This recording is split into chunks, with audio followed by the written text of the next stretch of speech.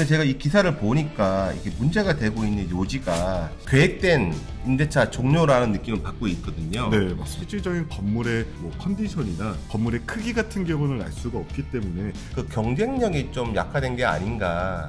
임대차 계약 해지권이 있으니까 나 해지하겠다는 말을 하게 되는데 네. 매도자한테 잔금 그 증빙 서류로 네.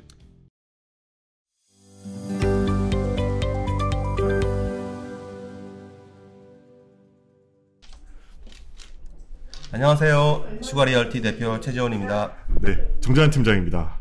오늘은 조금 이제 무거운 주제로 제가 네. 한번 영상을 좀 찍게 되었는데, 이게 지금 경제일간지에 이번에 최근에 이제 기사를 좀 나온 거를 보면, 서초동 5층짜리 통임대 건물 주인 바뀌자 세입자가 계약 해지, 그다음에 순식간에 공실률 0%에서 100%로 고액 세입자 유치 경쟁이 치열하다. 잔금을 치르고 몇 달 안 돼 임차인이 통째로 나간다고 통보를 받았습니다. 네. 그래서 다음으로 저희 서울 강남구 역삼동 5층짜리 꼬마 빌딩을 120억 원에 지금 매수를 하였는데요. A씨는 지난 6월에 임차인을 구하느라 소가리를 앓고 있다. 3월 잔금 치른 지 3개월 만에 이 빌딩 통임되었던 임차인이 나가버렸기 때문입니다. 중개업계 한 관계자는 통임대 건물은 공실률이 0%라서 건물을 매수하려는 손님에게는 매력적이지만 임차인이 나가면 공실이 100%가 되는 만큼 투자에 유의한다고 지금 기사가 되어 있는데요. 네. 네네. 뭐 사실 저희 부동산 임대업을 하셨던 분들이라면 다 아시겠지만 임차인이 나가고 들어오고 하는 것들은 사실 비일비재하고 임대차 기간을 다 못 지키고 나가는 경우도 많고 임대료가 체납이 돼서 어쩔 수 없이 계약 종료를 하는 경우도 많이 있습니다.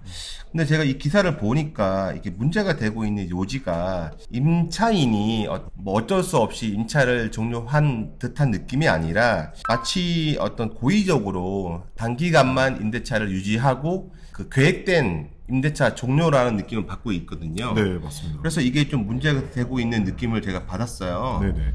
그래서 이 전제 조건이 뭐냐면 사전에 이 매매 계약을 체결하는 과정에서 네. 매도인이 매수인한테 높은 매매 금액을 제시하면서 임대차가 아주 우수하니까 믿고 하라 이런 조건에 붙었는데 알고 봤더니 임대차가 사실 사기다. 네.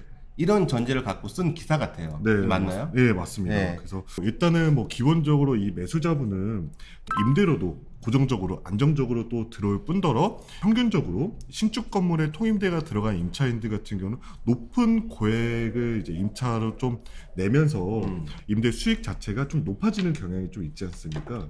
실제 다 그렇다고 볼 수는 없죠. 강남권이뿐만 아니라 저희 홍대나 네. 성수동 특히 강남권에 많이 집중되어 있는 걸로 알고 있는데 통임대가 무작정 비싼 게 아니에요. 실제적으로 오히려 임대인이 임차인한테 렌트프리라든지 네. 또 다른 어드밴티지를 주는 경우를 많이 봤거든요. 네네.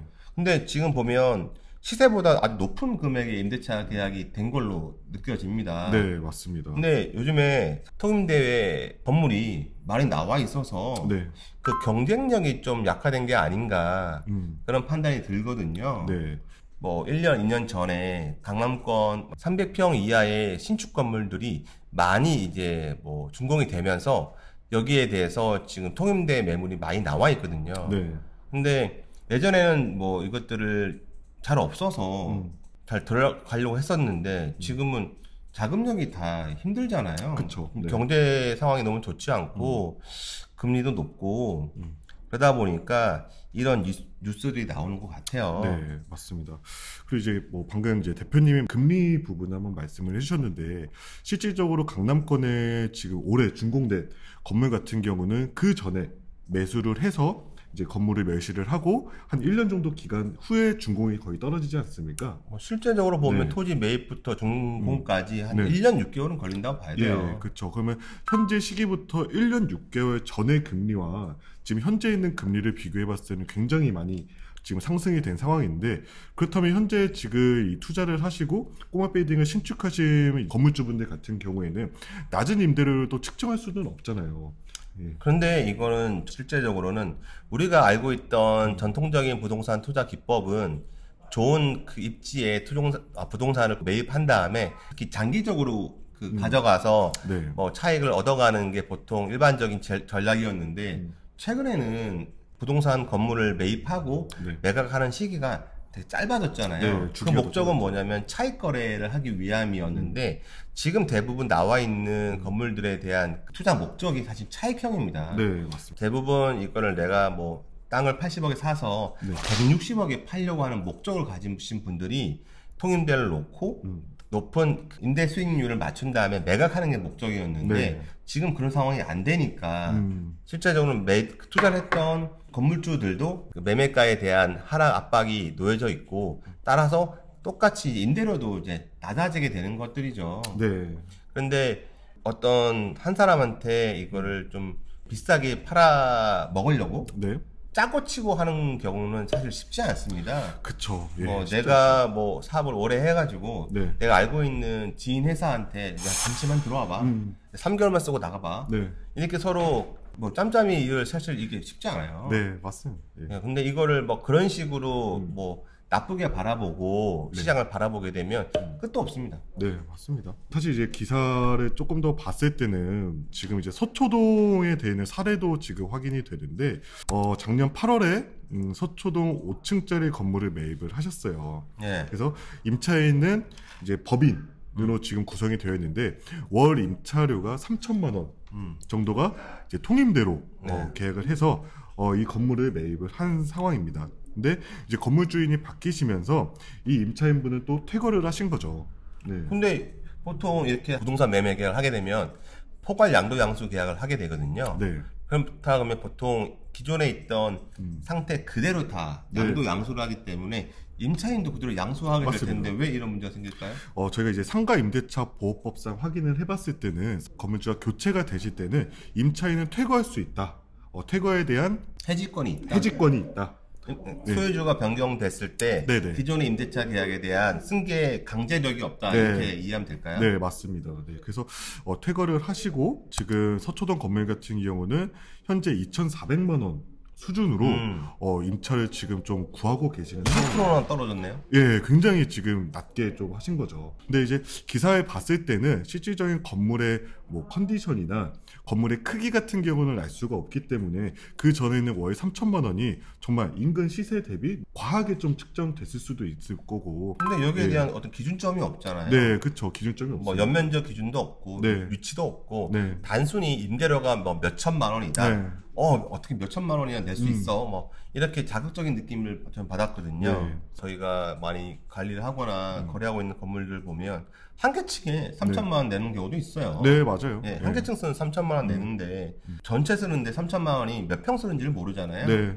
주변의 임대 시세를 잘 파악이 됐는지 네. 그때 당시에는 뭐 너무 부족했고 이제는 많아졌으니까 이번 기회에 임대차 계약을 해지하고 옮기겠다. 뭐 이럴 수도 있잖아요, 사실. 네. 그리고 지금 사실 기사를 다 봤을 때는 임차인이 나간 다음에는 또 통임대를 구하세요.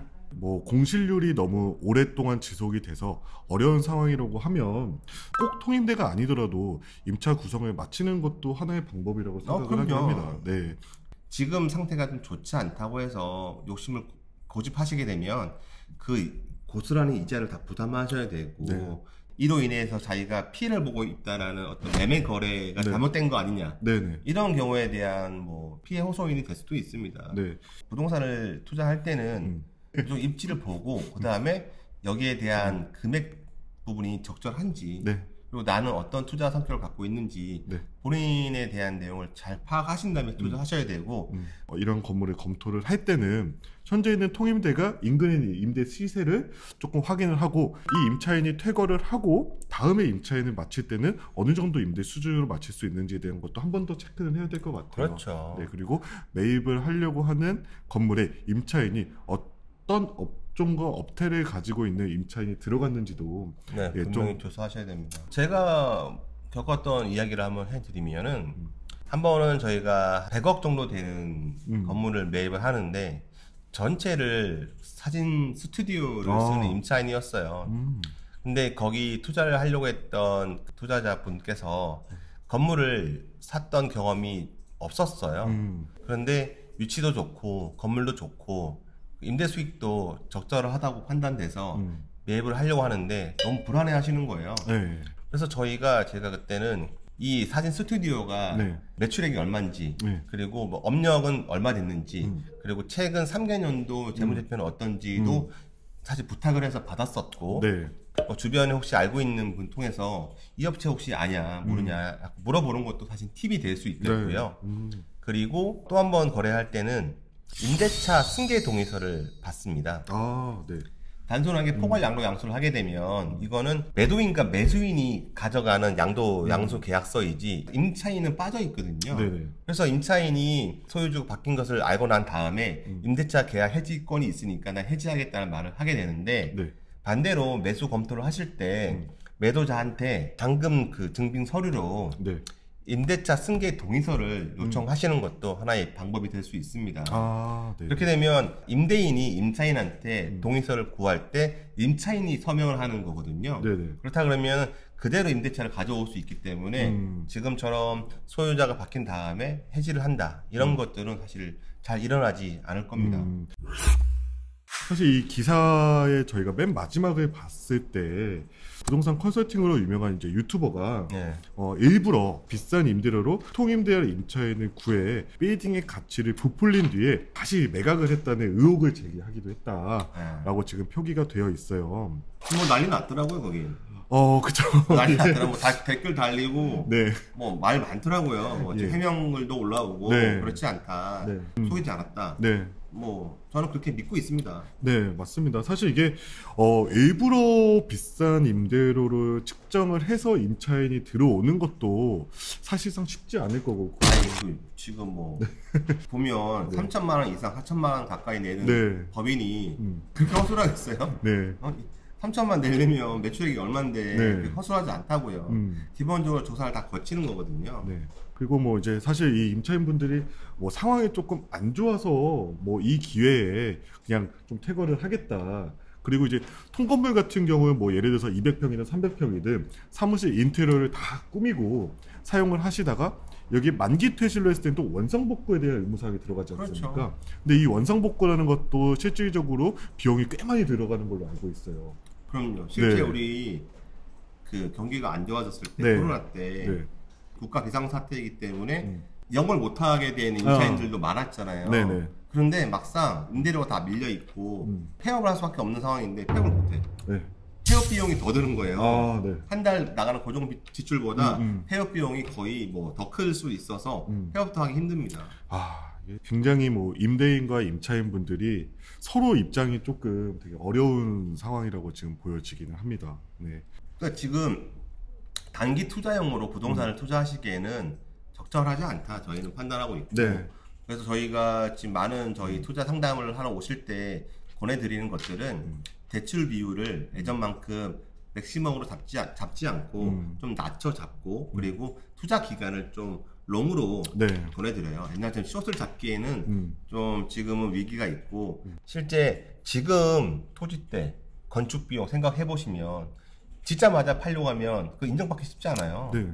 욕심을 버려야 됩니다. 네. 너무 욕심이 많았어요. 지금 투자하신 분들 뭐 80억에 사서 160억에 팔고 네. 그러니까 와 생각하고 막 투자하시는데, 그렇게 하려면 정말 좋은 부동산을 사셔야 돼요. 네.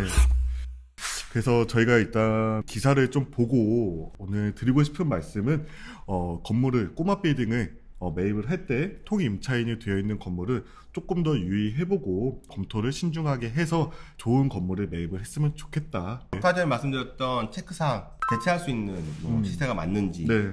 임차인의 신용도는 괜찮은 건지, 그리고 이 부동산의 입지는 괜찮은 건지, 이런 것들을 파악한다 그러면 사실 뭐 나간다고 했을 때 대체할 수 있는 것들은 문제가 없습니다, 사실. 네, 맞습니다. 네. 건물 투자하실 때 조금이나마 좀 도움이 됐으면 해서 이렇게 주제를 다뤄봤고요. 네. 다음엔 좀 밝은 주제로 만나 뵙기를 네. 기대하겠습니다. 네. 감사합니다. 네, 감사합니다. 네.